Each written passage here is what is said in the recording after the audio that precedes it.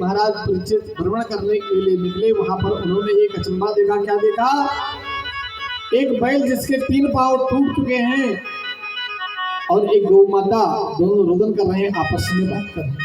ये बैल और गाय कौन है? ये गाय है गौ, जो गौ माता है वो साक्षात पृथ्वी है, और जो बैल है वो साक्षात धर्म है।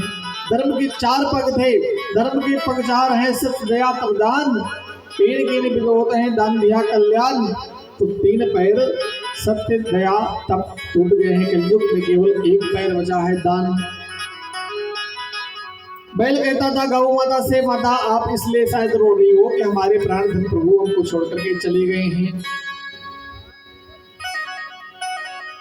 ऐसे ही आपस में चर्चा कर रहे थे। दोनों के संवाद को सुनकर के महाराज परीक्षित आकर के उस वृषभ से पूछा कि हे वृषभ, कि तुम्हारी हालत किसने की है? आप बताओ, मैं उसको प्राण दंड दूंगा। अरे मेरे राज्य में और गौ माता पर इतना बड़ा अत्याचार। उस बैल ने कहा, महाराज मैं अपने इस दुख का कारण किसको बताऊं? कोई कहते हैं जैसा कर्म करोगे वैसा फल मिलेगा। कर्म प्रधान विश्व कर राखा, कोकर तर्क बढ़ावे शाखा। जो सो फल चाखा। तो महाराज जो जैसा करता है वैसा फल मिलता है। कोई कहते हैं बिना ईश्वर की इच्छा से पत्ता नहीं हिलता, तो सब उनकी मर्जी से हो रहा है। तो मैं अपने इस दुख का कारण किसको बताऊं? परीक्षित ने कहा, बस मैं समझ गया, आप साक्षात धर्म हो, गौ माता धरणी है। पीछे देखा एक काला कलूटा आदमी उनके पीछे पड़ा। भाई तू कौन है? शरण में आ गया। महाराज आपके शरण में आ गया। मेरा नाम कलियुग हूं मैं। परीक्षित महाराज ने कहा, कलियुग? मेरे राज्य में आने का साहस कैसे हुआ तेरा? कलियुग ने कहा, महाराज इस पूरे भूमंडल पर कहाँ आपका राज्य नहीं है? सब जगह तो आपका राज्य है। अब शरण में आ गया हूं, जहां रख लोगे वहीं रहूंगा। बोले तुमने गुण कितना है, दोष कितना है, ये बताओ। बोला कि यद फलम नास्ति तपसा नायोगेन समाधिना तद फलम लभते सम्यक कलौ केशव कीर्तिना। जो फल सतयुग में, त्रेता में, द्वापर में यज्ञ करने से, बड़े बड़े समाधि लगाने से, योग करने से नहीं मिलता था, वो फल कलयुग में भगवान का नाम गाने से मिल जाता है। कलयुग केवल हरिगुण गाहा गावत तामई बोलता। कलयुग केवल नाम आधारा, सुमिर सुमिर नर उतरे परा। तो परीक्षित महाराज ने कहा, ठीक है, अगर इतना तुम्हें बढ़िया गुण है तो हम तुमको 4 जगह देते हैं। कौन सी जगह? आप ध्यान देना। दूतम पानम स्त्रिया सोना यत्रास अधर्म चतुर्विधा। ये 4 जगह कलयुग रहता है। कहाँ पर? बोले द्यूतम पानम स्त्रिया सोना।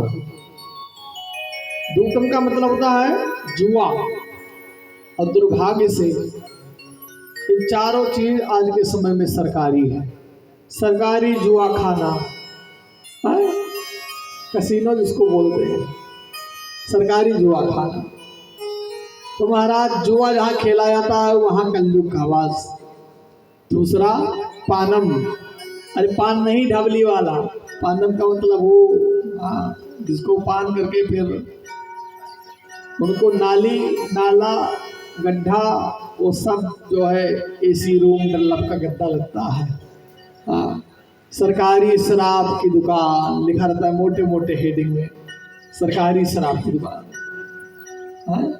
और स्त्रियां जहाँ पर वैश्यावृत्ति होती है, और सोना नाम हिंसा नाम, जहाँ पर बूचड़ खाना, सरकारी बूचड़ खाना है ना, सब सरकारी है।